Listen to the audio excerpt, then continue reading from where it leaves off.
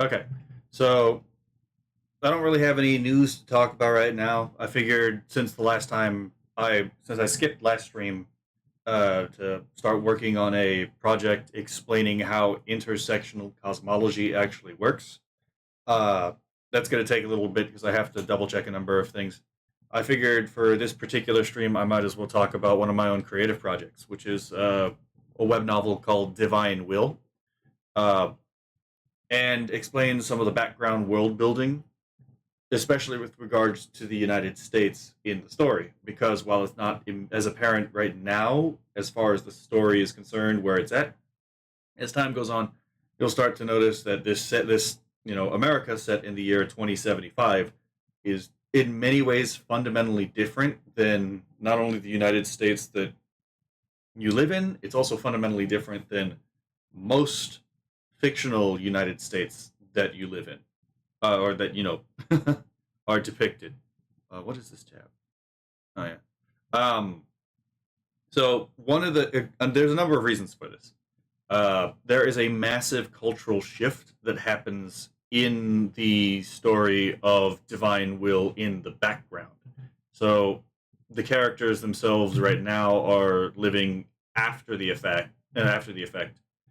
Uh, but I decided to explain some of the background details because I don't know how long it's going to take for me to actually be able to integrate this stuff into there. Divine Will is by the way, a superhero story, magical girl story, giant robot story. It's written in a tripartite system with three stories that braid together while staying independent, and it will make sense when you get to the part where they discuss, uh, you know, uh, merit transfer and prayer, that these stories have to largely remain disconnected for one of the points of the story to actually make sense by the end of it. So, um, let's get on to some of the reasons before we even get into the constitutional changes in the United States, because I have developed an entirely new constitution. Not new as in like we've abandoned the old one and worked from the ground up,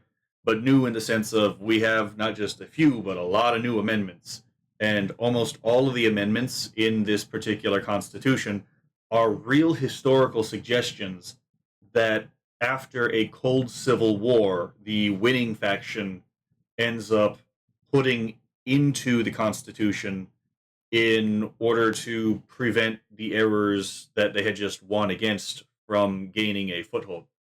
There's a bit of an irony in here in that it's not just the people's culture that ends up changing, it's also the culture of, for example, the judiciary, the executive, and the legislature.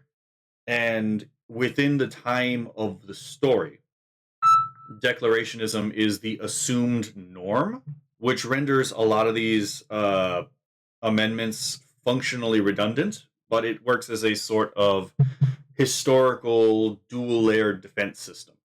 So you have the initial declarationist model, which is an originalist model that says that the Declaration of Independence the is something through which you have to interpret the Constitution for the obvious reason that the Constitution derives its authority directly from the Declaration of Independence.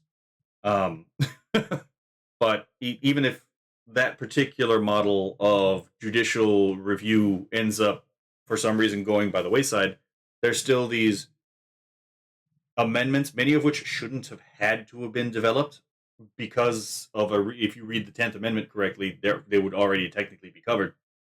But apparently, IRL and within the story, this needed to be clarified. So now that we've gotten that out of the way, let's get to some of the stuff before we even hit the constitutional changes. So one of which is before the end of the Cold Civil War. We have what was it? 8 U.S. Code Section 1324, bringing in and harboring certain aliens is actually applied within the in-world history of the story to sanctuary politicians. And this causes a tremendous effect because it basically means that there are legal punishments to knowingly, the law per se, outlines very specific punishments for knowingly harboring illegal aliens. And I'm not going to go too much into that in this particular commentary because I don't know if this attorney Andrew Branca, appreciates what would you call it, reaction videos, and I don't really want this to be a reaction video. But that part of the history is largely informed through his commentary and his work.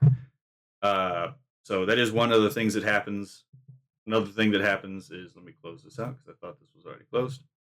Um, and this is probably the most interesting part, besides the new states that we have in the United States, is that part of the new states is that Texas doesn't secede from the Union, and it it actually divides itself, which I thought was a more interesting historical, what would you call, option than just mere secession. Now, it's actually rooted in a real piece of legislation. So, in world, Texas leveraged the joint resolution for annexing Texas to the United States, approved by Congress on March 1st, 1845. The specific text reading: third, new states of convenient size, not exceeding 4 in number, in addition to said state of Texas, and having sufficient population, may hereafter, by the consent of said state, be formed out of the territory thereof, which shall be entitled to admission under the provisions of the federal constitution, and such states as may be formed out of the territory lying south of 36 degrees 30 minutes north latitude, commonly known as the Missouri Compromise Line, shall be admitted into the Union, with or without slavery, as the people of each state asking admission shall desire, and in such states or states as shall be formed out of said territory north of said Missouri Compromise Line, slavery or involuntary servitude, except for crimes, shall be prohibited. Now, it's important to note that yes, Texas did join the Union, as per that text, with the authority to divide itself into multiple states. And this was never actually abrogated. There has never been a congressional or Senate hearing to actually remove this clause from the joining condition of Texas. So this is, in theory, something, while it would be heavily, heavily opposed in practice, you could potentially, if you were clever and you had good enough lawyers, bulldoze your way into making this happen. And this would quintuple Texan representation in, you know. So I thought that this was an interesting way to do this. So now we have these 5 Texan states. By the way, the main character, Will, is actually born in East Texas specifically. And I did take the time to map out which counties would go into which. And this is actually based on a real historical proposal. You'll notice that a lot of these changes are based on historical proposals. Did I write down where I got the idea from? It was from an old magazine, if I can find. I don't seem to have written it down in here. But anyway, so Central Texas is comprised of 39 counties. East Texas is comprised of 28 counties. North Texas is comprised of 50 counties. South Texas is comprised of 44 counties, and West Texas is comprised of 93 counties. And one of the interesting parts is that while all of these, their main language is obviously English, Central Texas has in world a German revival movement. So Texas German, which is distinct from European German, is actively under revival efforts to preserve the language.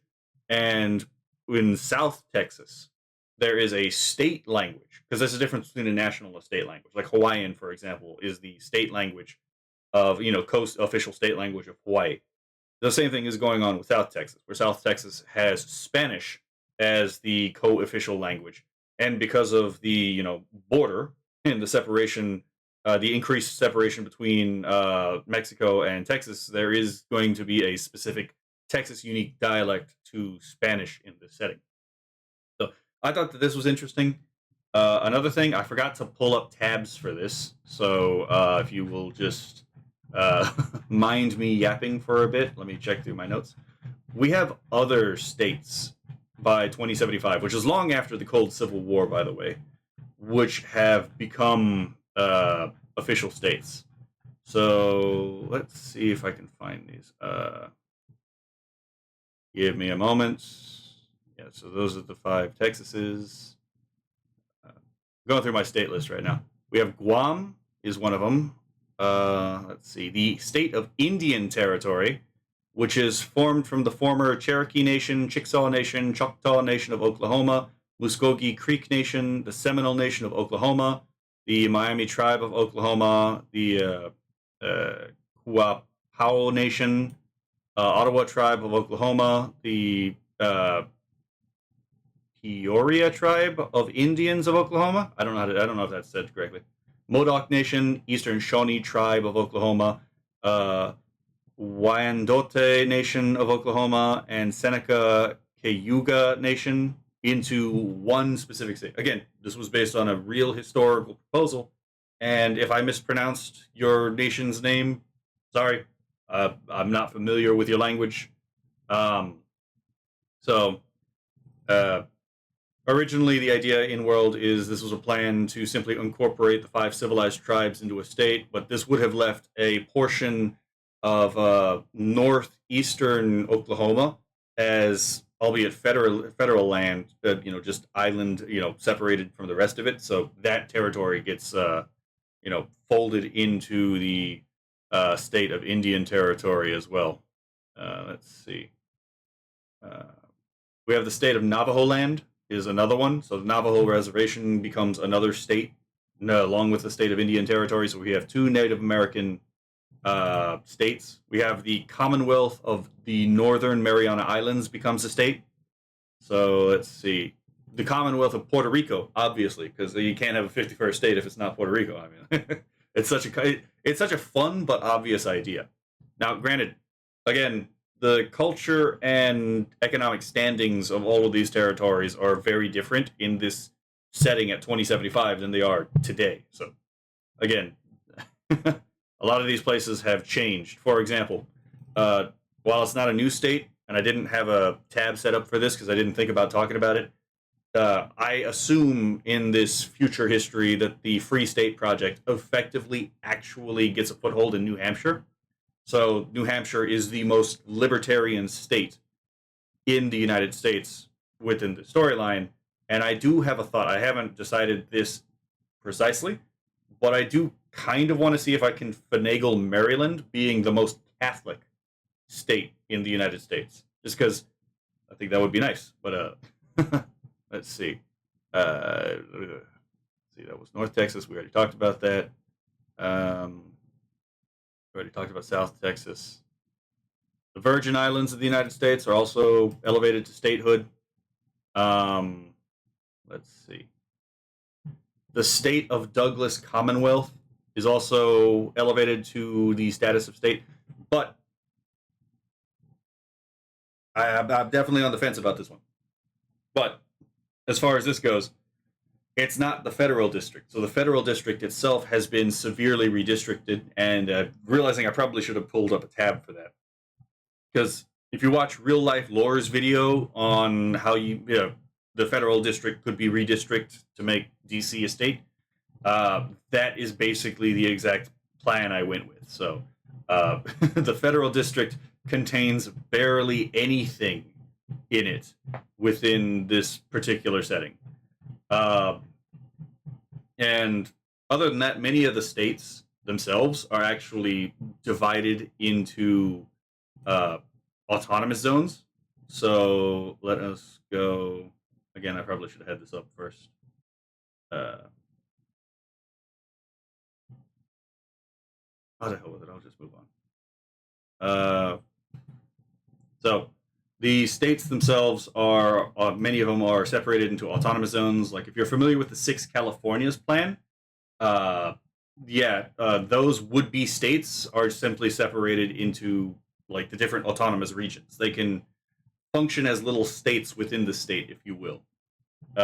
Same thing. I have, divided Nevada, Michigan, New York, Washington, the state, into different, autonomous zones. Found it. So as far as the federal district goes, I'm not going to talk about the autonomous zones right now because, again, they're not really necessarily or relevant. But as far as the federal district goes, it's just a small federally controlled enclave, not being a part of the Douglas Commonwealth itself. It covers the National Mall, White House, Supreme Court, U.S. Capitol, and the principal federal buildings, museums, and monuments that are immediately adjacent. So, allowing for the federal government to maintain control over a significantly smaller district while allowing the population of D.C. to actually, function as a state. Let's close that. I don't really need this. So I guess now we can start talking about the changes to the United States Constitution. And as you can see with these tabs, there are a lot of them. The idea is that the new Constitution was actually formed as part of a runaway constitutional convention, which has always been a thing that could happen, but it is not a thing that has happened. And there is a little bit of a, kind of a... I'm not. Okay. We'll just move on with the new amendments. So I'm going to go largely in order. I actually have these in order in my notes, but because I'm going to be citing the articles from which I got these ideas in the first place, because I basically wrote only one of these amendments myself, and all the rest of them are real amendment proposals that just didn't go anywhere. But some of them have been slightly rewritten, so edited, to account for one or two problems. And I think there's only two of them that have been edited in that fashion. But we will get there as we go. So, as far as the first of these new amendments, the 28th Amendment, it is the Liberty Amendment suggested in HJ Resolution 50. So, probably should have had the text open.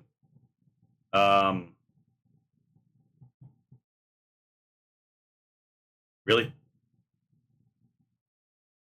Okay. Oh, again, as this thing apparently fails to load, I actually have the option of being able to read it from my own notes. Here we go. Damn it. I knew something was going to go wrong. Anyway. So, Section 1.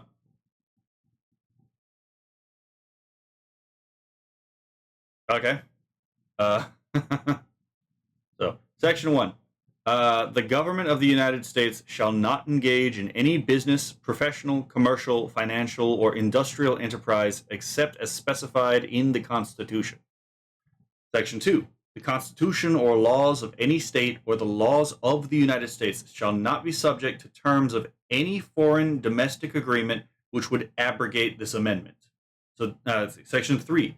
The activities of the United States government which violate the intent and purposes of this amendment shall, within a period of 3 years from the date of the ratification of this amendment, be liquidated, and the properties and facilities affected shall be sold.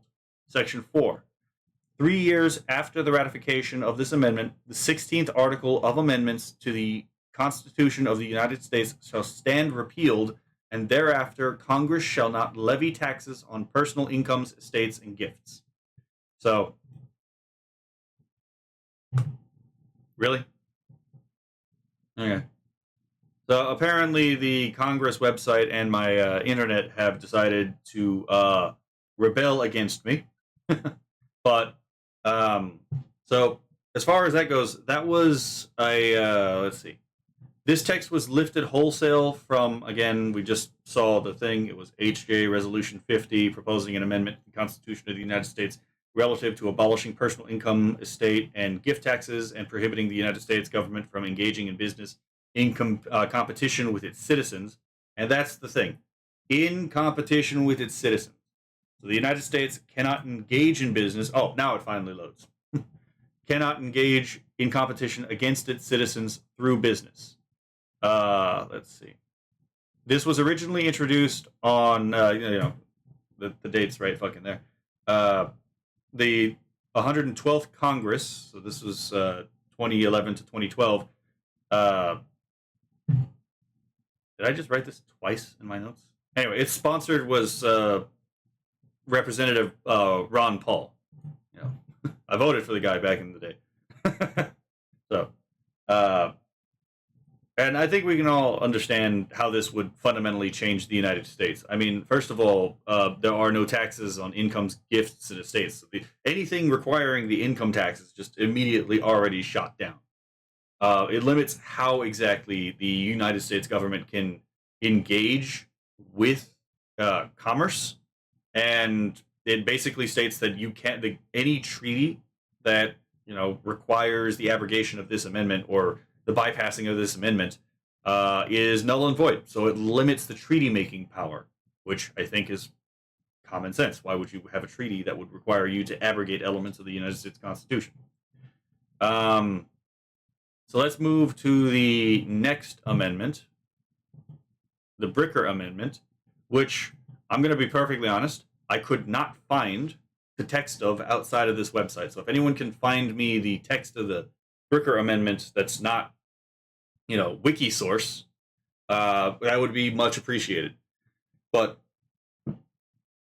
the Bricker Amendment is an amendment that was originally proposed to limit the scope of treaty powers. Again, the purpose of the Bricker Amendment was to ensure that no treaty could be made that would circumvent the laws of the Constitution.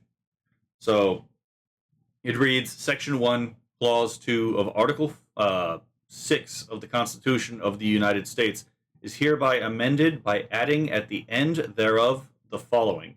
Notwithstanding the foregoing provisions of this clause, no treaty made after the establishment of this Constitution shall be the supreme law of the land unless made in pursuance of this Constitution.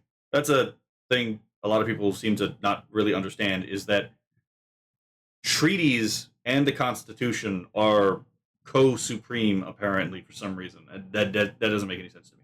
So Section 2. A provision of a treaty or other international agreement which conflicts with this Constitution shall not be of any force or effect. Section 3.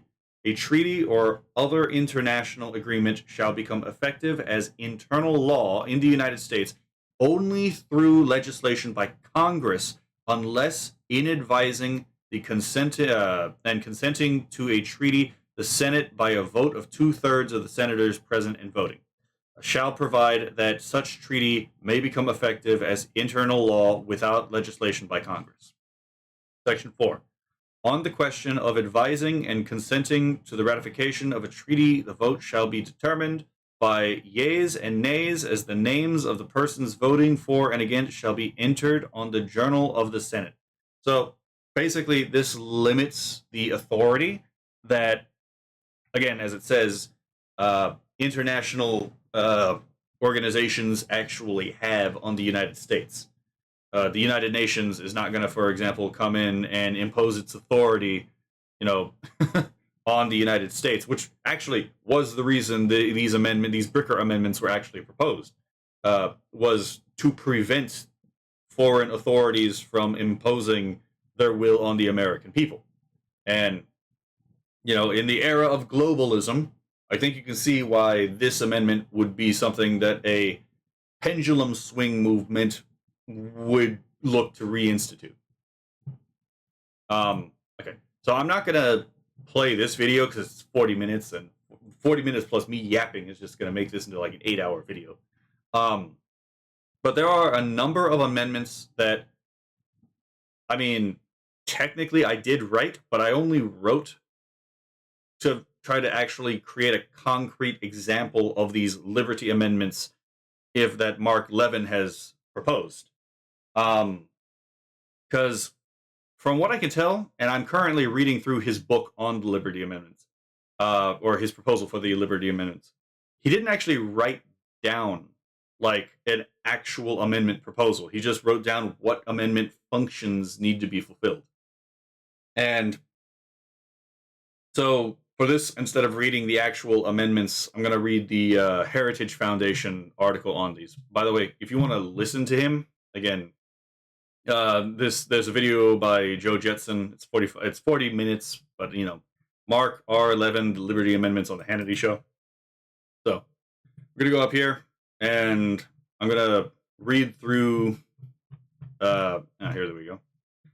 Not all of these amendments are actually in my Constitution, only because, and you'll see as we go, some of the amendments that actually have a real historical example actually were already filling these functions, and I picked the ones with historical basis over the ones suggested here because those are already a written text that I can harken back to here. There. So I'll let you read this article per se if you want, but we'll cut to the chase. So Levin proposes 11 amendments that would, and here are what the amendment proposals are: establish 12-year term limits for members of Congress and the Supreme Court. Let's see. Repeal the 17th Amendment. Allow either Congress or the states to overturn a Supreme Court decision within 24 months with a 3/5 vote of the members of both houses or the states. This is pretty obvious in response to judicial activism and tyranny. Just very bluntly putting that out there. Let's see.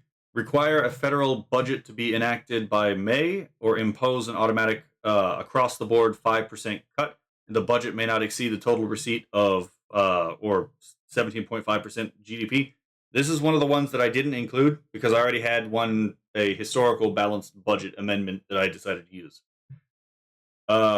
Place a 15% limit on the amount of income taxes collected from natural and legal persons. Change the tax return filing date to the day before federal elections, and ban federal estate, value added, and sales tax. Again, already covered by the First Amendment that we talked about, the 28th.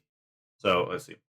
Require every federal agency to be reauthorized every 3 years in a standalone bill or else expire, and would require a 7-member House committee to approve all regulations with an economic burden of greater than $100 million within 6 months, or cancel implementation of the regulation.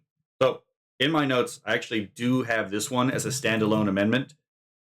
And I have the $100 million clause with a note that says adjusted for inflation by date of ratification. So, let's see. Limit the Commerce Clause to prevent the states from impeding commerce and trade between the states, and specify that it does not extend to activities within the states, whether or not it affects interstate commerce, or to compelling an individual to participate in commerce. This is another one that is one of the individual amendments of the new Constitution in my setting. Let's see. The overturning the Supreme Court one, again, that is its own standalone amendment in my setting. Repeal the 17th, I think, actually is one of these here, but that one's in there too.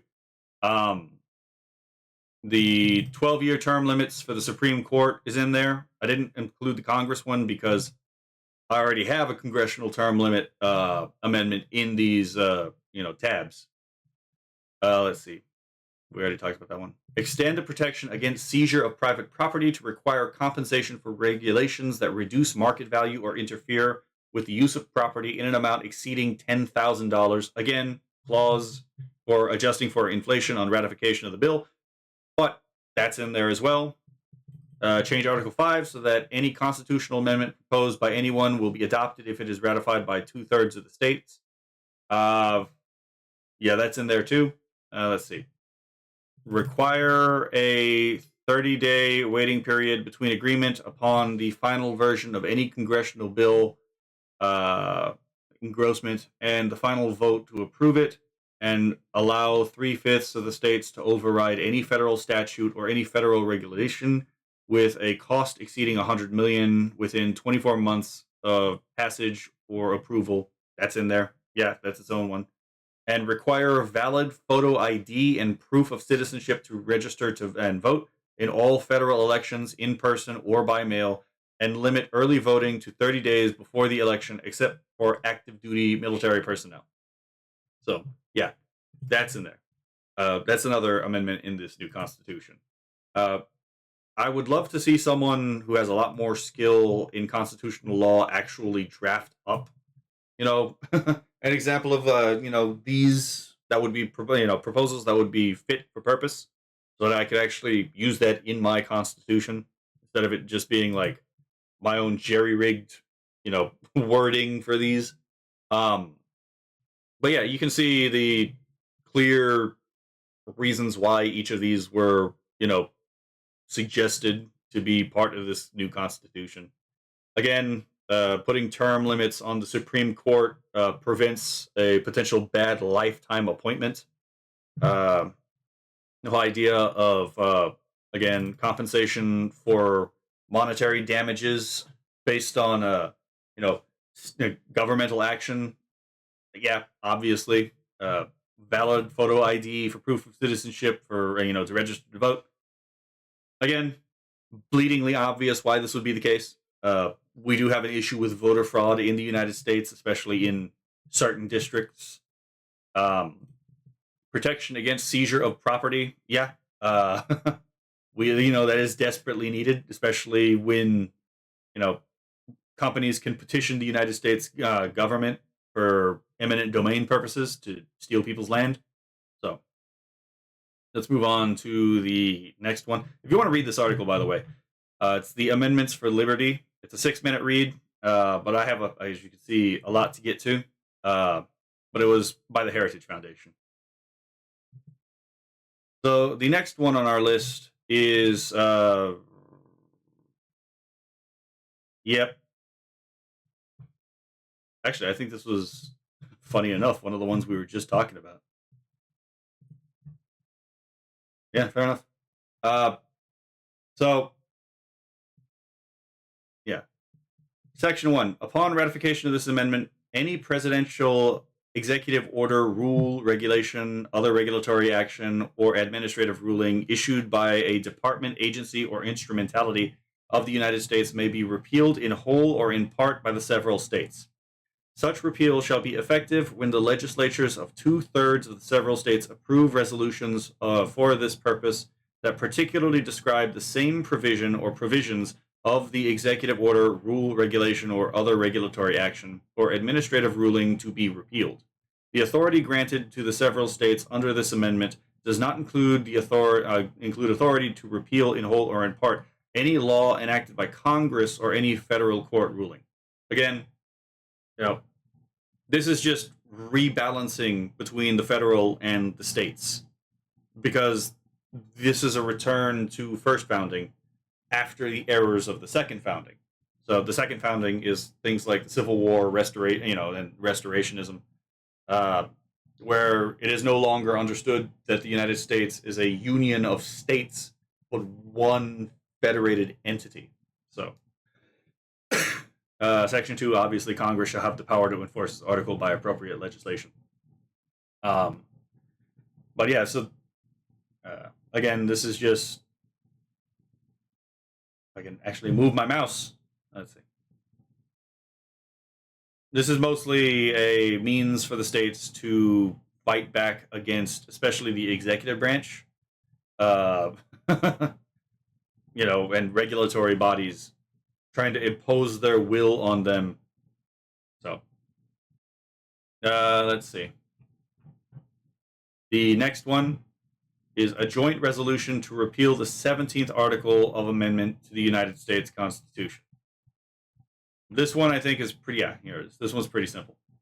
Section 1. The 17th amendment of article of amendment to the Constitution of the United States is hereby repealed. Section 2. The Senate of the United States shall be composed of 2 senators from each state chosen by the legislature thereof for 6 years, and each senator shall have 1 vote. Section 3. If vacancies happen by resignation or otherwise during the recess of the legislature of any state, the executive thereof may make temporary appointments until the next meeting of the legislature, which shall then fill such vacancies. Section 4. This amendment shall not be so construed as to affect the election or term of any senator chosen before it becomes a valid part of the Constitution. That was the wrong button. So let me go down here. So yeah, I mean, it's it. It's kind of difficult to articulate the obvious. This fundamentally changes the way that representation in the United States actually works. So again, I'm struggling to figure which parts to even comment on. So the next amendment, uh, let's see. This is the single subject amendment. This one is definitely my favorite one because this one basically kills the entire concept of pork. So each bill, order, resolution, or vote which must be submitted to the President under Section 7 of Article 1 of this Constitution shall embrace no more than one subject, and that subject shall be clearly and descriptively expressed in the title of the bill, order, resolution, or vote. So basically, packing extraneous clauses into a law is prohibited under this new Constitution. So pork, again, is effectively just no more. This is a, God, I should say this. It is a kosher constitution. So I can't see, honestly, a downside to this. Like, the entire reason that this would even be put in place is because, again, shit like the Patriot Act or the Obamacare Act, where it's like there's so much unrelated to the initial purpose of the bill, but let's be fair, that was a large part of the purpose of those bills, was to get all of that in there. Basically, all that stops in this new Constitution. Here we go. We talked about how I didn't use Mark Levin's balanced budget because there already was a balanced budget amendment. This is HJ Resolution 12. We probably should have been saying each of these as I was going through them. But if y'all want to read them, you can like pause the video. So let's read this. Section 1. Total outlays for any fiscal year shall not exceed total receipts for that fiscal year unless 3/5 of the whole number of each House of Congress shall provide by law for a specific excess of outlays over receipts by a roll call vote. Section 2. The limit on the debt of the United States held by the public shall not be increased unless 3/5 of the whole number of each House shall provide by law for such an increase by a roll call vote. Section 3. Prior to each fiscal year, the President shall transmit to the Congress, a proposed budget for the United States government for that fiscal year in which total outlays do not exceed total receipts. Section 4. No bill to increase revenue shall become law unless approved by a majority of the whole number of each House by a roll call vote. Section 5. The Congress may waive the provisions of this article for any fiscal year in which a declaration of war is in effect. The provisions of this article may be waived for any fiscal year in which the United States is engaged in military conflict which causes an imminent and serious military threat to national security and is so declared by a joint resolution adopted by a majority of the whole number of each House, which becomes law. Any such waiver must identify and be limited to the specific excess or increase for that fiscal year made necessary by the identified military conflict. Section 6. Congress shall enforce and implement this article by appropriate legislation, which may rely on estimates of outlays and receipts. Section 7. Total receipts shall include all receipts of the United States government except those derived from borrowing. Total outlays shall include all outlays of the United States government except for those for repayment of debt principal. Section 8. This article shall take effect beginning with the 5th fiscal year beginning after its ratification. So, obvious reason why this would be like put in the new Constitution. We are literally tens of trillions of dollars in debt right now. And debt is the enemy of a free people. So, again, bleedingly obvious. Apparently, unless you tell the people, unless you write it in the Constitution, it's not obvious that maybe you should balance the budget. So,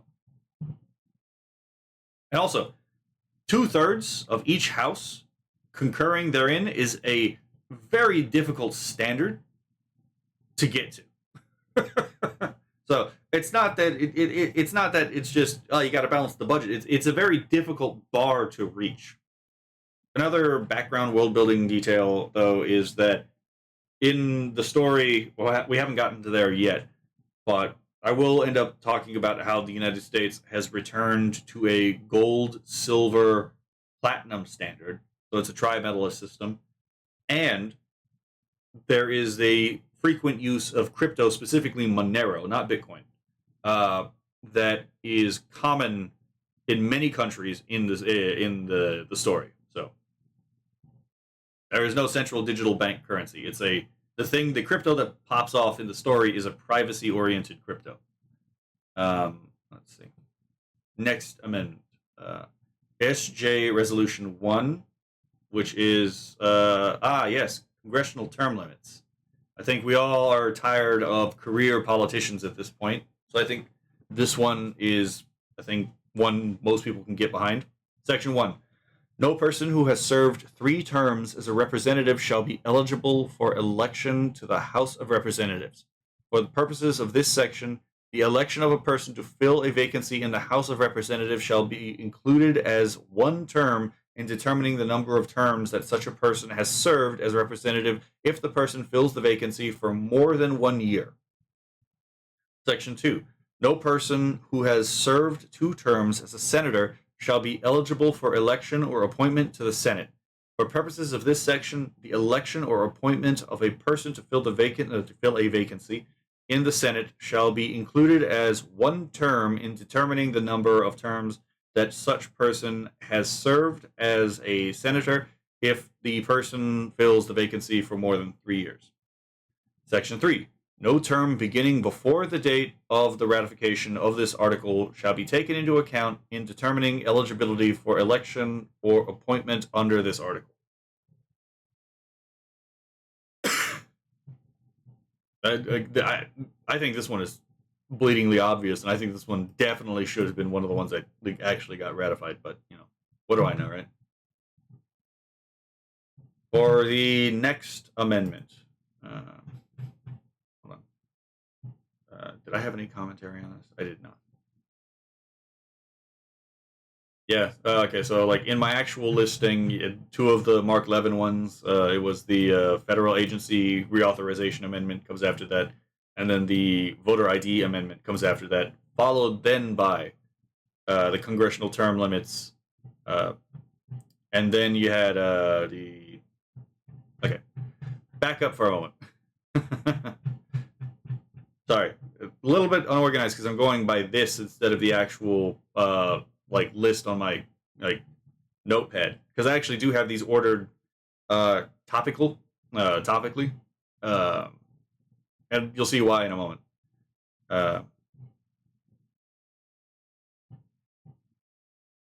Oh, okay, it's the 9 justices. That's what I'm looking at. My eyes just completely failed me just now. Sorry. HJ Resolution 28. So this is the Supreme Court of the United States shall be composed of 9 justices. Obviously, again, it's pretty obvious why this would be the case, because the issue of court packing, packing the Supreme Court, is it's a real problem. So if you can restrict it to there are only 9 judges, there are no more, there are no less, you stop that problem altogether, and you prevent the problem of an even number of judges from being locked in a stalemate. So you have 9 judges, and they themselves have term limits of 25 years. So again, fundamentally different from how things actually work right now. That was the 9 Justices Amendment. This one wasn't from the Library of Congress. What page am I on? 84. This actually came from, again, I'm not going to read this because I'm not reading 111 pages right now, because I have someplace to be after this. Sorry. But this came from the Judicial Restraint Amendment, Populist Constitutional Reform in the Spirit of the Bill of Rights, by Jack Wade Nolan on December 1st of 2002. So specifically, it came from the Notre Dame Law Review, Volume 78, Issue 1, Article 6. So,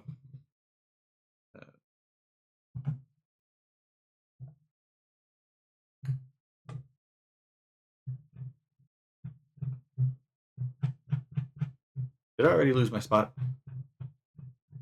Oh, Control F.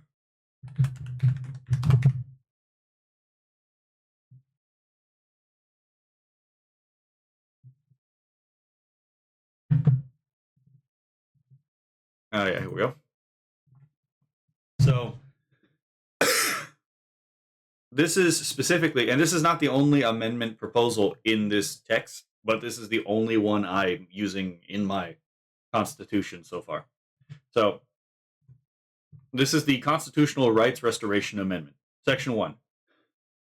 The authority of the Supreme Court and lower federal courts to review the constitutionality of state and federal legislation and executive and judicial acts in potential conflict with the judiciable provisions of the Constitution is itself derived from and limited by the structure of the Constitution. In order to protect the basic rights reflected in and preserved by the fundamental constitutional principles such as popular sovereignty, representative democracy, the separation of powers, and federalism, the judicial power shall not be construed to exceed its constitutional limits.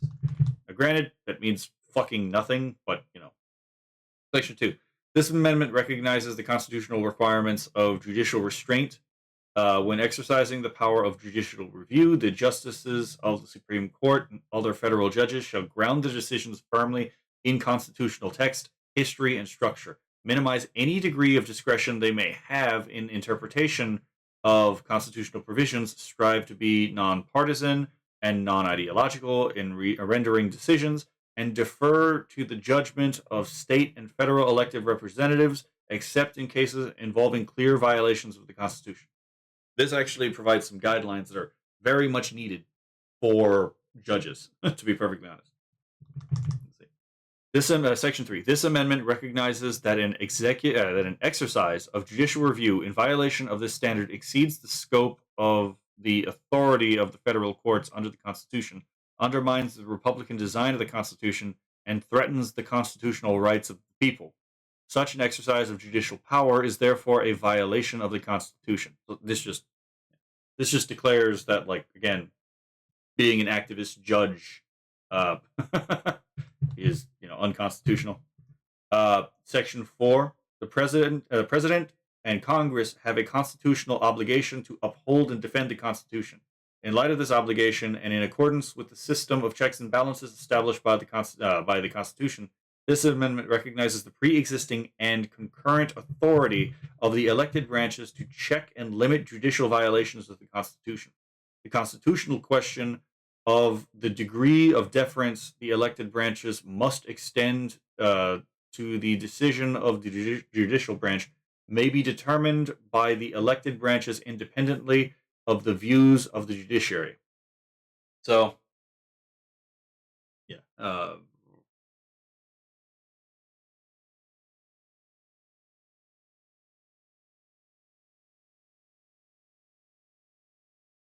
Sorry, my brain just went blank for a moment. Section 5. The enumeration of judicial interpretive authority in this amendment shall not be construed to deny or disparage the ultimate interpretive authority reserved to the sovereign people of the United States, who ordained and established this Constitution and its amendments, or any other interpretive authority granted to their elected representatives in the state and federal governments by the Constitution. Section 6. All political power in the United States is vested in and consequently derived from the sovereign people of the United States, who bear the final responsibility for preservation of the constitutional order and the constitutional rights. No free government or blessings of liberty can be preserved by any people except by popular vigilance and frequent recurrence to fundamental principles of Republican government. So I'm going to admit some of this text is just gas, to be perfectly honest. Doesn't really say anything like actually applicable, but it does at least provide limitations for judicial review. It provides an actual standard by which you can hold a judge even even on the Supreme Court accountable, and it does at least set up accountability of the Supreme Court to the other branches. Uh, Plus, again, we already had that amendment we read earlier proposal where the states would be able to tell the Supreme Court to try again if they got something egregiously wrong for being activists. Let's see. These weren't ever sent to Congress per se, but I still thought that these were good enough to put in the Constitution. Not all of them, because again, some of them are already covered by a better constitutional amendment. Let's see, like for example, this one right here. The 16th Amendment of the Constitution of the United States is hereby repealed. That was already covered in the 28th Amendment we already had. Bill was written by sponsored by Rand Paul. 17th Amendment of the Constitution of the United States is hereby repealed. I knew this popped up somewhere, and it was here. Yeah, this is one of the ones where I was like, I think this was actually written somewhere. I just don't remember where. So I'll just read the text to explain it. Before the ratification of the 17th Amendment in 1913, senators were not elected by popular elections, but by the legislatures of each state. Following the 2016 election, which saw Donald Trump lose the popular vote but win the Electoral College, discussions of abolishing the Electoral College entirely have reached a fever pitch. Several Democratic candidates have indicated their intent to abolish the system. Let's see. Unfortunately, democracy does not guarantee liberty. Obviously not. Democracy and liberty are actually quite antithetical to each other at times. It was seen as mob rule by the founders, who opted for a constitutional republic, rightly so. But even a representative democracy has its problems. The larger the body politic, the more difficult it is to truly find representation, especially within a two-party duopoly. Yeah. While some may say that a senator elected with 51% of the vote is a fair system, it runs counter to the spirit of representative democracy. Let's see. While the makeup of the state legislature may lead to the same results as a popular election, it would still provide for a greater balance and would eliminate the ability of large population centers to dominate elections in the same manner as that the Electoral College prevents the few largest cities and states from dominating the field. Yeah, fair enough. There's no reason why California and Texas should have any say over Hawaii, for example. Let's see. Yeah, fair enough. Let's see. This one is one of my favorites, just because this can also cause a lot of problems in the story. And that's the thing. I have been thinking about how these amendments could potentially make your job as a superhero more difficult in this particular setting. So, the word unreasonable contained within the Fourth Amendment of the Constitution of the United States is hereby stricken. They just outline what it means right here. This amendment is straightforward. It removes the qualifying adjective of unreasonable from the Fourth Amendment, which will make clear that any and all searches or seizures of persons or property, papers, houses, and effects must require a lawful warrant. This would eliminate legal precedents such as Terry versus Ohio, which allows the search of a person who has been temporarily detained, so long as an officer has reasonable suspicion for criminal activity. Like most exceptions to the law, the Terry stop, which has been expanded to include traffic stops, has been widely abused, particularly within the context of the war on drugs. Rather than continue to challenge such precedent in court, we should eliminate it altogether. I actually do agree with this too, but let's see. The 31st Amendment. This is also in there, but it doesn't really do anything.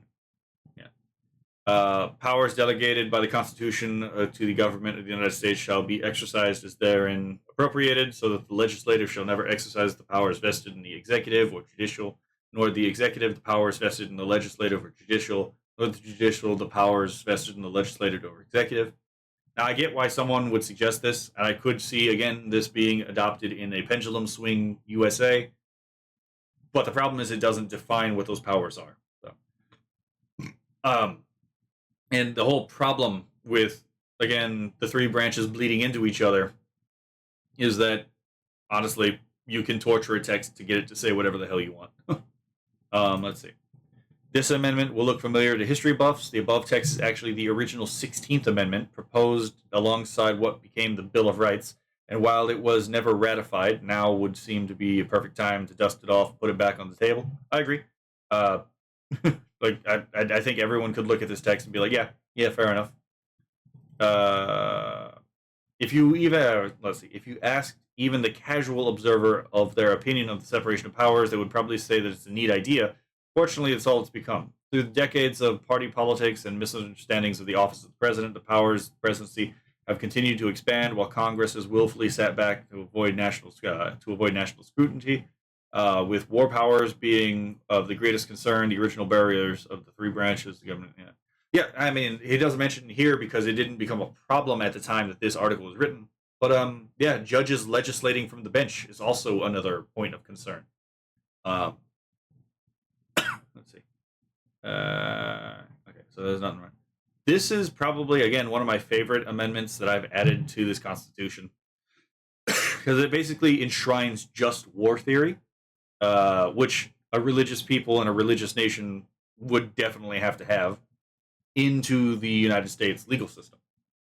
So it reads, Congressional war powers as defined under Article 1, Section 8, Clause 11 of the Constitution of the United States are hereby subject to the following criteria which must be met in order to secure a proper declaration of war. Section 1. Congress must define the grievances under which war or military actions is considered necessary. Section 2. Congress must demonstrate all efforts and actions taken to resolve such grievances as defined in accordance with Section 1. These efforts must be shown as exhaustive, and each effort must be shown as having failed before a declaration of war may be introduced. Section 3.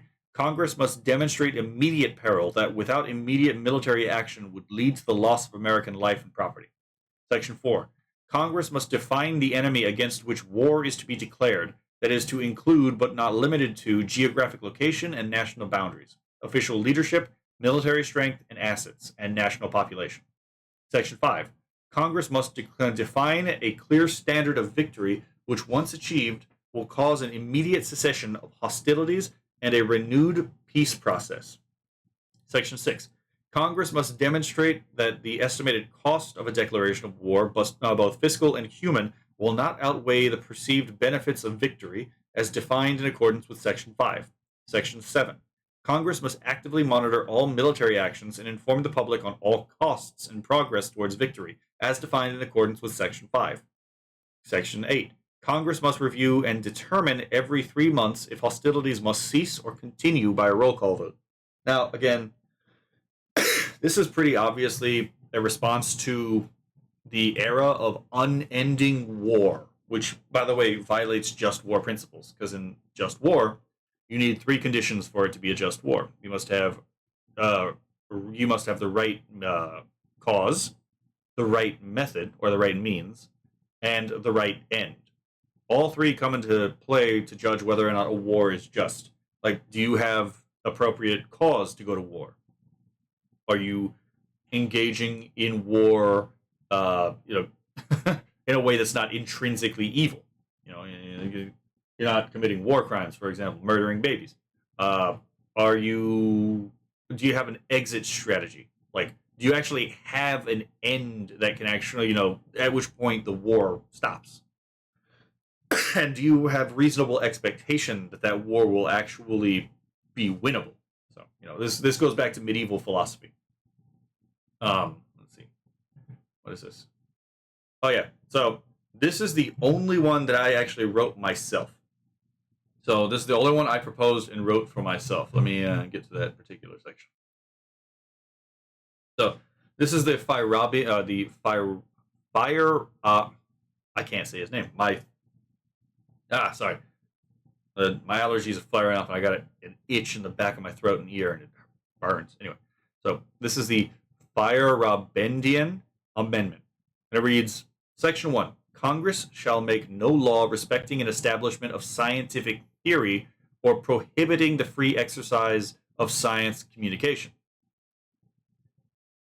Section 2. Congress shall make no law respecting the establishment of an ersatz religion or prohibiting the free exercise thereof. So, And Erzat's religion is something like communism or ideology in general. So, and obviously, this is a response to the COVID, to the COVID crisis that happened. Uh, yeah.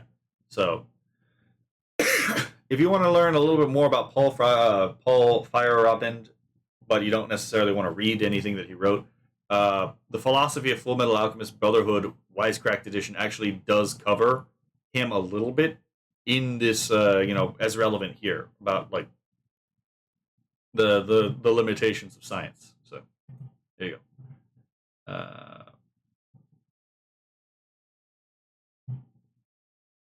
It also gets the government out of most academic research. So now we have, this would be amendment hold on. 45. Yeah, it would be 45. This is a school prayer amendment. So this isn't what it necessarily sounds like. This isn't saying, yes, we must pray in school, which is a really stupid idea. If you actually read it, it's pretty commonsensible, and it actually fixes a legal problem in the United States that's really apparent. So it reads, nothing in this Constitution shall be construed to prohibit individual or group prayer in public schools or other public institutions. No person shall be required by the United States or by any state to participate in prayer. There you go. Just if you're working for the state, there's nothing that actually, there's no law that prevents you from engaging in religious activity.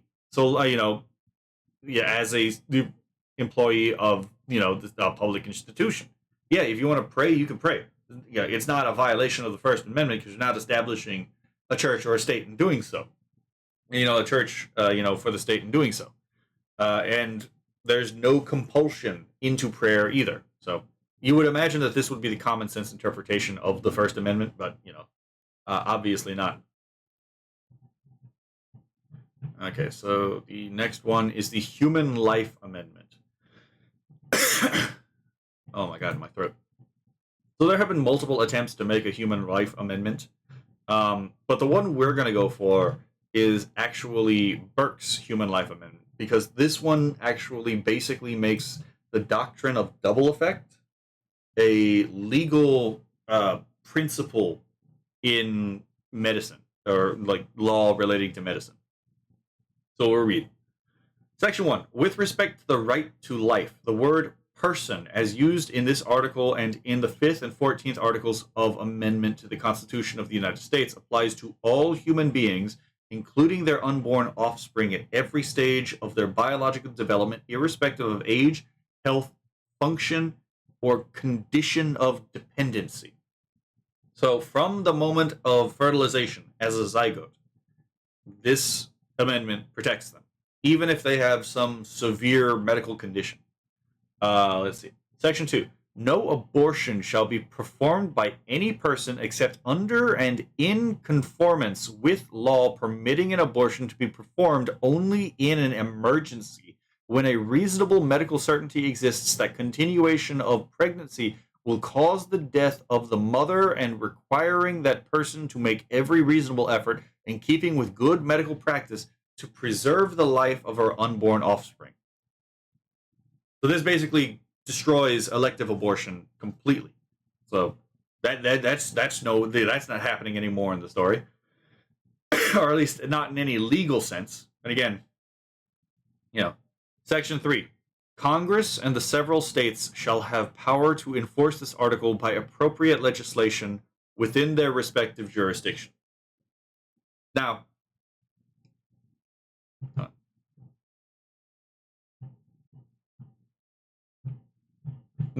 again, this basically bans elective abortion, but it doesn't ban the removal of a child from the womb, such as in an ectopic pregnancy. And I mentioned the doctrine of double effect, but instead of me explaining it, I think it would be best if... Okay, not this guy. if I let Father Casey explain the doctrine of double effect.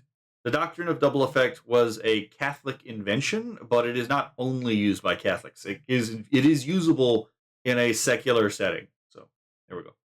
Have you ever done something meaning to do one thing but ended up causing an unfortunate unintended consequence? For most people, there's no moral guilt in these situations. Your intentions were good and you can't be held responsible for something you didn't even know was going to happen. But what if that unintended consequence was actually something that was morally objectionable and you even knew it was going to happen but acted anyway? Before you jump into the confessional or fail to act for fear of sin, you might want to investigate what moral theologians call the principle of double effect. This is Catholicism in Focus.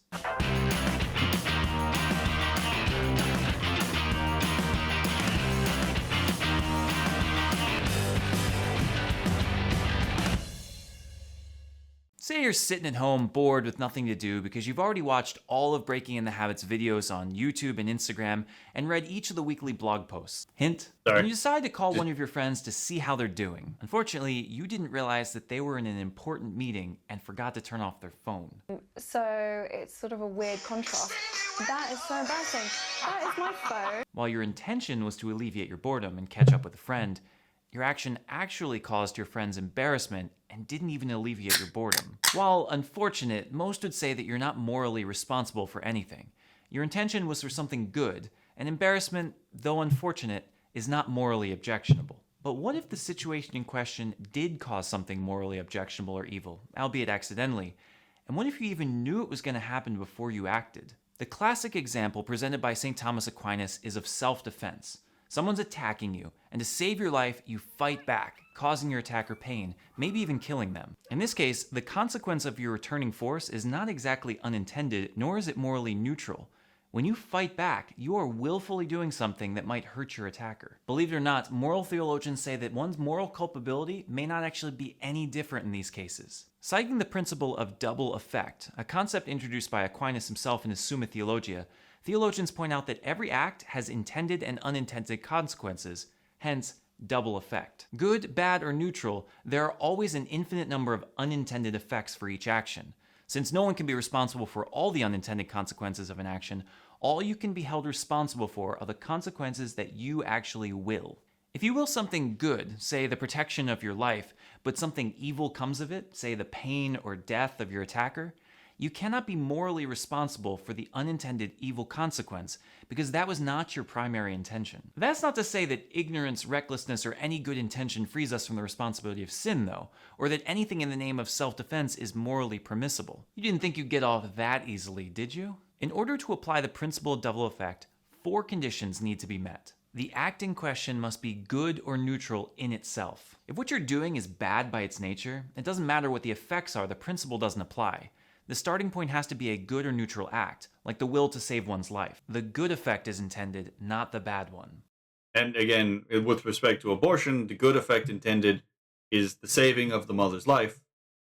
And again, as we saw earlier, you don't intend the bad effect, which is the death of the child. Sometimes people try to flip the principle around and will a bad act in order to produce a good effect. In Catholic moral theology, that's not the way things work. The ends do not justify the means. Even though the same external act can be committed, the use of force that results in the death of an attacker, there's a big difference between acting to save one's life and acting in order to cause someone pain or death. Intention matters. The good and bad effects have to occur simultaneously. When weighing moral acts, one cannot consider what may or may not happen in the future or as a result of other acts.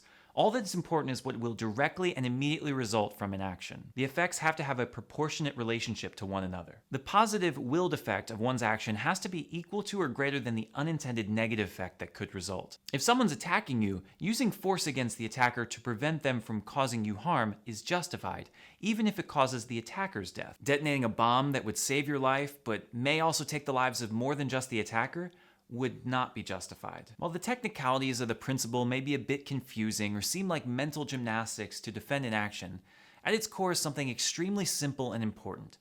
We are always called to will what is good. Although we can't always know the ways in which our words and actions may ripple out into the world, and the many effects and consequences we may have on others, we can control the love and goodness we put into every action. The principle of double effect should not be seen as a get-out-of-jail-free card or a way to justify our dicey actions, but rather a protection and a guide, allowing us to live the gospel with conviction and love, even when faced with difficult moral situations. Thanks to John Walsh and all the Patreon patrons for... Yeah. So it's pretty obvious how this applies in the case of abortion. Obviously, the two effects occurring simultaneously, the death of the child and the saving of the mother's life are concurrent. You don't intend the death of the child, but you do intend the, saving of the mother's life. There's nothing intrinsically wrong with, for example, removing an ectopic pregnancy from where the pregnancy is not supposed to be in the first place, whether it be in the fallopian tube or somewhere else outside the uterus. And you can remove the child without directly causing the child's death in an undignified way. So, for example, with an ectopic pregnancy, the way you would do that is you would go in, you would surgically remove the portion of the fallopian tube that the child is stuck in, and then you would allow the child to die a dignified death outside the womb. So, the human life amendment basically not only outlaws elective abortion, it would also place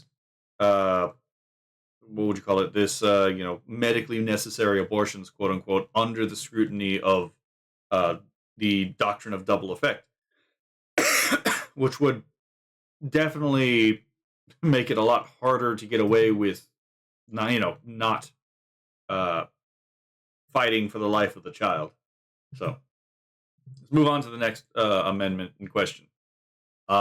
This one is, I don't remember which one this one is. The Parental Rights Amendment. Again, it's pretty obvious if you pay attention to the current times what this is in response to. So, so this is Section 1. The liberty of parents to direct upbringing, education, and care of their children is a fundamental right.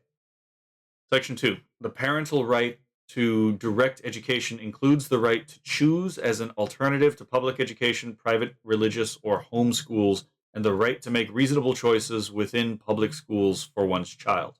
Section 3.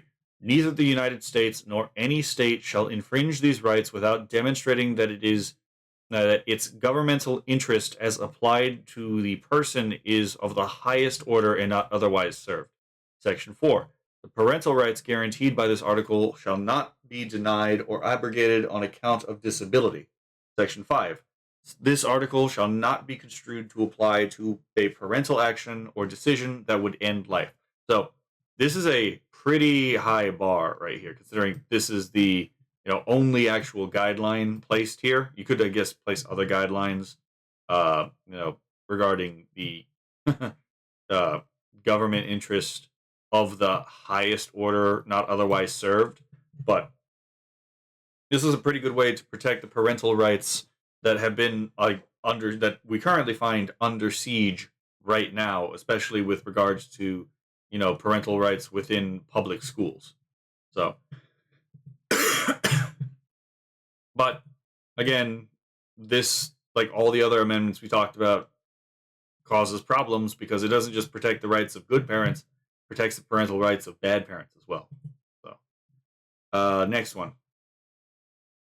Proposing an amendment to the Constitution of the United States relating to marriage. This is the Marriage Amendment. Let's see. Again, I said if you were a conservative or a libertarian, you would love some of these, and you would you would definitely love some of these. So, Section 1. This I don't like how this is written, but yeah. So this is basically the amendment right here. So, marriage in the United States shall consist solely of the union of a man and a woman. Neither this Constitution nor the Constitution of any state shall be construed to require that marriage or the legal incidents thereof be conferred upon any other union than the union of a man and a woman. So, this very clearly defines what a marriage is, man and woman, and it defines what it is not. So, this basically, again, kills the gay marriage movement in the water. But if you actually read the text, and someone pointed this out to me, it doesn't forbid any other union. In fact, it actually leaves the door open for other unions. So there is still the possibility for same-sex unions in this particular future America. That being said, I have thought about how gay and lesbian relationships would evolve over time, uh, and there are some interesting thoughts that come to mind. So, for example, there is a growing movement of gays and lesbians who have decided to just get heterosexual marriages. They actually sometimes they work out surprisingly well. Sometimes they don't. But that's the same thing with any other kind of marriage. You know, any other kind of relationship. Sometimes they work out better than you would expect. Sometimes they work out worse than you'd expect.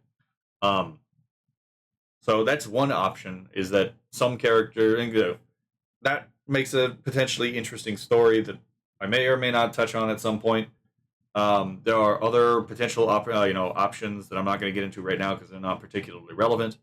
But I'm not entirely sure that I even want to like address these particular stories anyway. But if I do, I am thinking about like how this would affect it.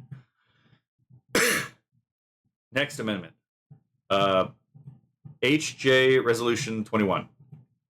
Let's see. This was a yes, this is the Anti-Obamacare Act or amendment. Reads very simply. This is the right to refuse amendment. So it reads, Congress shall make no law that imposes a tax on a failure to purchase goods or services. Again, I think that this is obviously a good amendment, but basically means there is definitely no Obamacare in the future America in this state. Not only because it would be difficult to fund it within staying within the balanced budget amendments criteria, but also you don't get it, you're not penalized for it by taxes.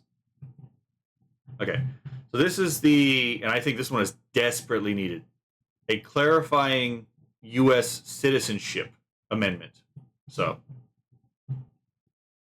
reads, a person born in the United States shall not be a citizen of the United States unless one parent of the person is a citizen of the United States. Two, one parent of the person is an alien lawfully admitted for the purposes. Damn it. One parent of the person is an alien lawfully admitted for permanent residence in the United States who resides in the United States. So no illegal aliens. Three, one parent of the person is an alien performing active service in the armed forces of the United States, or four, the person is naturalized in accordance with the laws of the United States. So again, this disincentivizes the whole illegal alien thing because if you are illegal in the United States, your children do not get the benefit of citizenship. And that is one of the incentives for the whole demographic warfare that's going on, where you import massive amounts of people to increase your voter base. Let's see. Also, the fact that, like we talked earlier about a amendment that counts representatives based on citizens, not population. So, very big difference. Again, disincentivizes the whole demographic warfare thing. So, next amendment.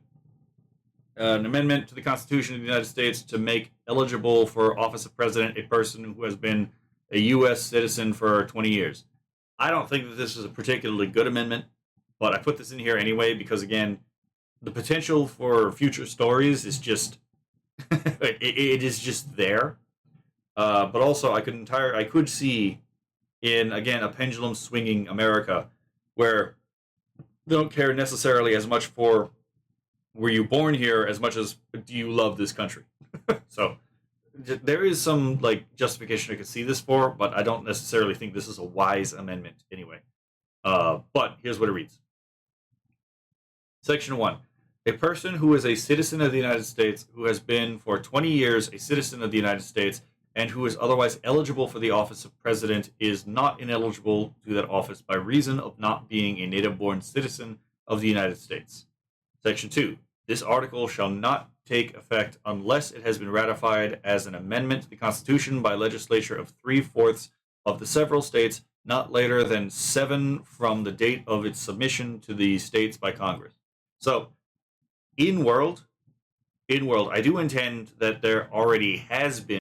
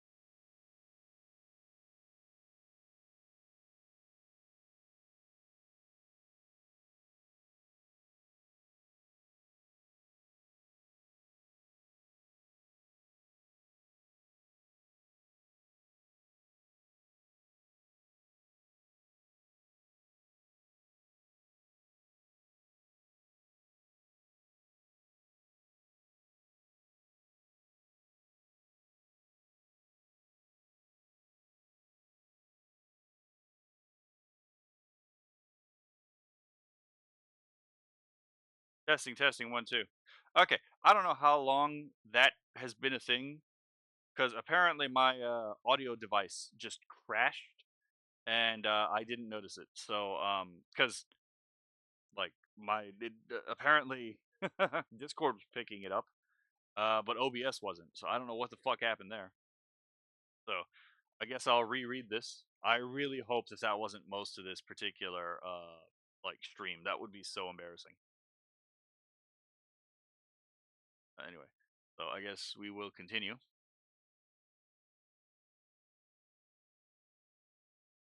Damn, my Oshi's on already. Okay, so as far as this one, uh, an amendment to the Constitution of the United States to clarify presidential pardoning. Again, as I said, uh, yeah, this is a very clear loophole. The president shall have no power to grant himself a reprieve or pardon for an offense against the United States. Yeah, fair enough. Just grant this one. Um,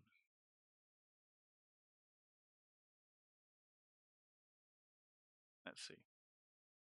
Actually, you know what? That box popped up like right when I was talking about that, so I might not have lost any real audio. So hopefully that's the case. Hopefully that is the case. Next amendment. Oh my God. Uh, Proposing an amendment to the Constitution of the United States allowing the states to call a limited convention solely for the purpose of considering whether to propose a specific amendment to the Constitution. This is going to be the thing that caps the runaway constitutional convention. And I have a modified version of this specifically for this. Uh, and so the modified version I have, let me pull it up a little bit too far down, is here we go. So this is what we call the Madison Amendment, and the modified version I have keeps this entire statement, but as section 1 of 3 sections. So section 1: the Congress, on application of the legislatures of 2/3 of the several states, which all contain an identical amendment, shall call a convention solely to decide whether to propose that specific amendment to the states, which, if proposed, shall be valid to all intents and purposes as part of the Constitution of this Constitution when ratified pursuant to Article 5. Section 2: no amendment shall be made to this Constitution that alters the process of amendment itself under Article 5, nor shall any amendment be made which would abrogate this amendment. And in Section 3, this amendment shall take effect immediately upon its ratification after, and shall apply to all proposed amendments thereafter. So, Section 5 is completely unalterable. So that's what basically what this amendment states. So I added those two at the end, and I don't have a placement for this next one. But this next one is a modification of the English language of the National Language Amendment of the USA, which I think is fair. I think it's entirely fair for the United States to set up a national language because states can set up their own state languages. So, for example, Hawaii has Hawaiian as a co-official national language with English. And again, we already had an example in World where I was talking about the 5 Texases, where Central Texas has a co-official national status with Texas German and English, and South Texas and Puerto Rico have English and Spanish. So a national language, and obviously Guam, the Virgin Islands. Well, not the Virgin Islands, but it, I have to check my notes on the Virgin Islands. But some of the territories, and again, the Native American states of the Navajo land and the Indian Territory have their own state languages as well. So, but I changed this from a single language amendment to a tri-language amendment, but it'll make sense. It's not. It will actually make sense in the context of this world building. So here is what the original one states. Section 1. The English language shall be the official language of the United States. As the official language, the English language shall be used for all public acts, including every order, resolution, vote, or election for all records and judicial proceedings of the government of the United States and the governments of the several states. Section 2. The Congress and the states shall enforce this article by appropriate legislation.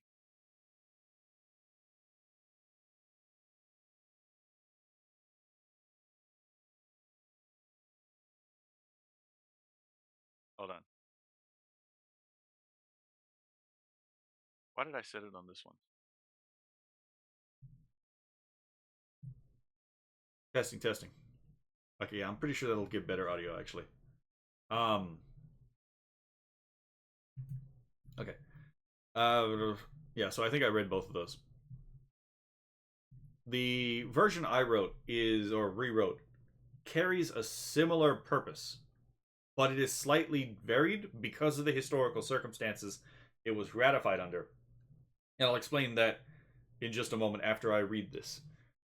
So, this is the 3 official languages amendment. Section 1. The English language shall be the official oral language of the United States. American Sign Language shall be the official sign language of the United States. Protactile American Sign Language shall be the official tactile language of the United States. Section 2. The official languages of the United States shall be used for all public acts, including every order, resolution, vote, and election for all records and judicial proceedings of the government of the United States and the government of the several states. Section 3. The several states and territories may establish additional co-official languages for use within their jurisdictions, provided that such recognition does not abrogate the use of the official languages of the nation for purposes of federal law. Section 4. Congress and the states shall enforce this article by appropriate legislation. Now, why did I include protactile and sign language? Well, it's actually quite simple. Because the story takes place after the era of Lysenkoism. Lysenkoism is the placement of ideology before the empirical facts in a scientific endeavor. And there are multiple layers of Lysenkoism that the story presupposes occurred in the past before the ratification of this new constitution.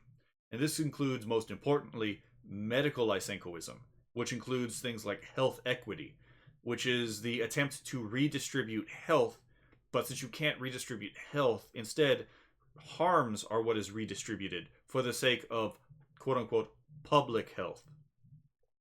It sounds mad, but the American Medical Association released an actual public, health equity document. So it's not beyond the realm of possibility.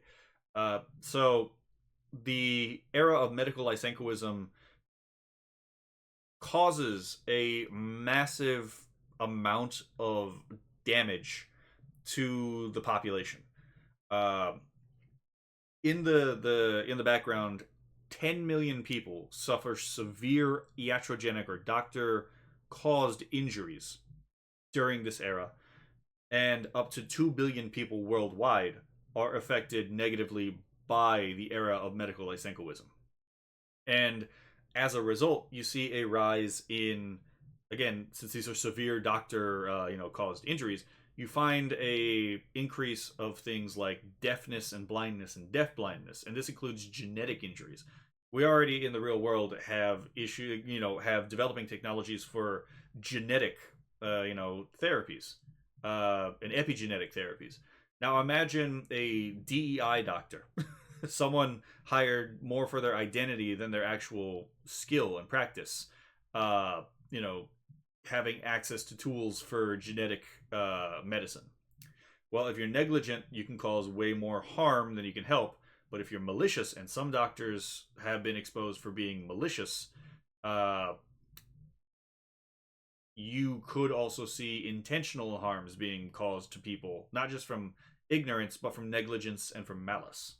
So, and that is part of the underlying background of the story, is that there have been a lot of issues caused, and the world is still, even up to 2075, dealing with the effects of the era of medical lysenkoism, even though like that particular lie has been abandoned. You're still dealing with these effects, including things like, well, germline genetic damage. So the offspring of the people who were affected by this, because it was genetic, because these are genetic therapies, many of them have damage that they wouldn't have otherwise had, including congenital blindness, deafness, and deafblindness. So there is a massive increase in the deaf, the blind, and the deaf-blind population.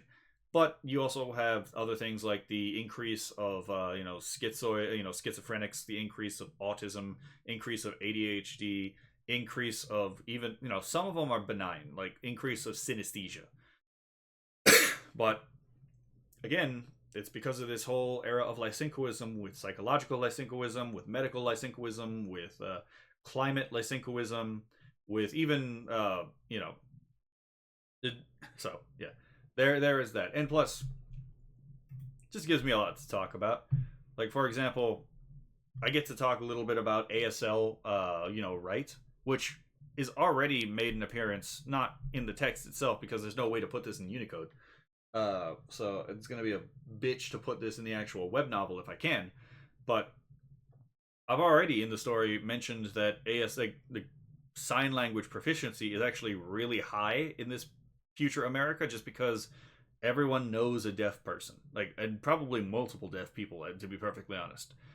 And as a result, not only is American Sign Language far more commonly known in this future United States, but ASL Write has actually taken off. Now, ASL Write is a method of writing sign language. It's based slightly off of Sutton Sign Language, but this one actually looks like a real writing system, because it is a real writing system developed by deaf Americans. And to be perfectly honest, it's fascinating. Like, again, here is text in American Sign Language. I honestly, I love everything about this. This is just such a cool system. And the idea that, like, again, a future America, even though there's obviously the issue of, the era of medical lysenkoism was horrible, should not have happened in the story, from the perspective of, like, moral, the moral fabric of the country. The development of ASL Write actually provides a potential, like, huge amount of artistic potential for the story. So, there's that. Let's see. So, but it's not just American Sign Language, and it's really, really, let's be honest, cool writing system. By the way, I'm not going to pretend in the story like Koku could talk. I'm definitely aware of how Ape Communications failed sign language, so that's not getting in there. We do have Protactile is another one for the deaf-blind, because it turns out if you're deaf-blind, you can still learn to speak. You just learn to speak with your hands by touching people. So this is another thing that would be really interesting for me to, like, deal with in the story that I'm excited to get to. I just need to do more research on it. So here is an introduction to the concept of Protactile. Oscar Serna is speaking in a brand new language.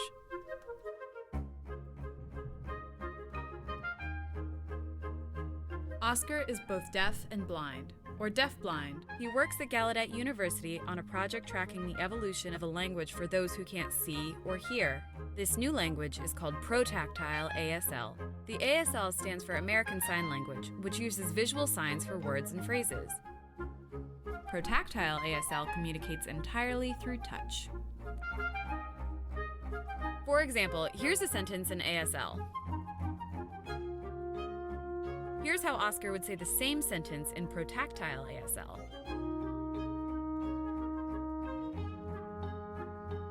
Historically, deafblind people communicated through American Sign Language, Braille, and fingerspelling, where each letter of each word is signed into a person's hand. Helen Keller, maybe the world's most famous deafblind person, used fingerspelling. But those are limiting, especially when deafblind people want to talk to each other. Protactile ASL emerged in the early 2000s as once isolated deafblind people began to form communities. Deafblind people have been adapting American Sign Language and adding gestures for things many languages don't have words for. For example, this tap on the hand is like nodding. The language has been evolving ever since. Now, what's new in protactile is that we're seeing things that were used in visual sign language be transitioned from the use of space to the use of the perceiver's body. Traditional theories of language defined it as something seen or heard, but protactile ASL proves that language can also be communicated through touch. And for the people speaking it, it allows for a life with richer communication. Since I became protactile, all of the channels have opened up. Information flows freely. It's like going from dial-up to broadband.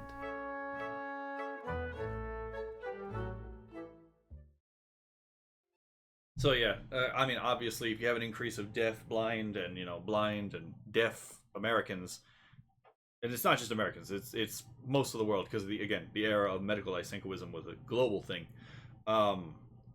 You're gonna have increased proficiencies of non-deaf and non-blind and non-deaf-blind people in these two languages. So, I also, again, the story's name is Divine Will. The main character in the first, story. The three interconnected stories is Catholic,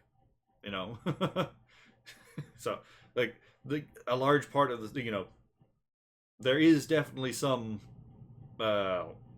symbolic play I could have here, in that the word is not just heard, it's seen and felt. So there is that. But yeah, let's see. There's also one other thing, which is this is a language, but it's not in the three languages thing. But again, because it's the era of medical asynchronism, you also have an increase of Americans that have like cognitive disorders.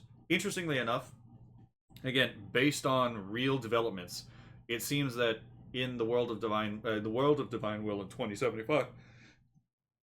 It is reasonable to suspect that if you catch Down syndrome before, early on, you can actually cure it through the use of CRISPR, which, funny enough, is actually how I suspected would be the way that Down syndrome would be cured if it was curable. So rates of Down syndrome for people who can actually afford treatments actually go down with respect to whether or not they have those disorders.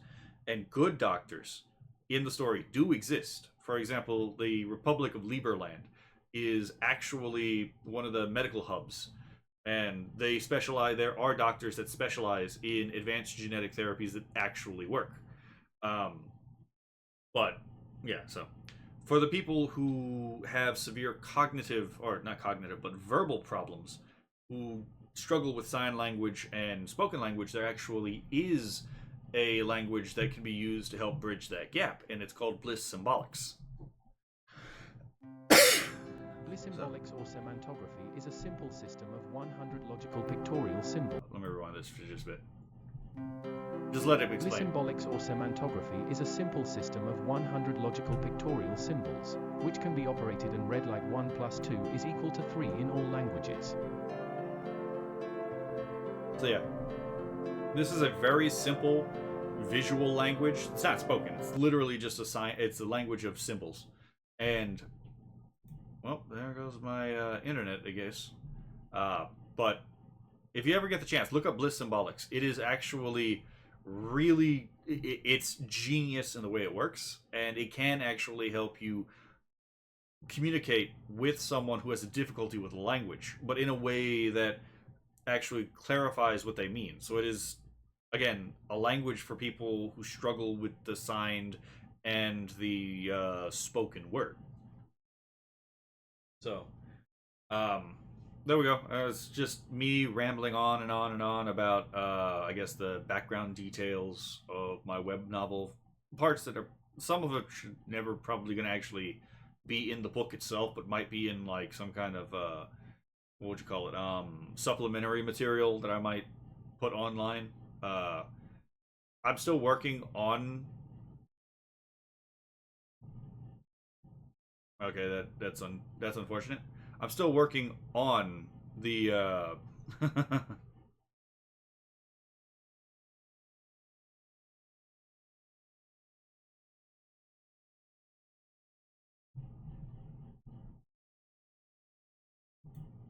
Anyway, okay, yeah, my stream is crashing. So, I'm long story short, I'm still working on the web novel on this background material myself, but this is just some of the really basic stuff that I have. So, I guess right now, since everything's crashing, y'all have a lovely day. Hopefully next time I'm not a scuff.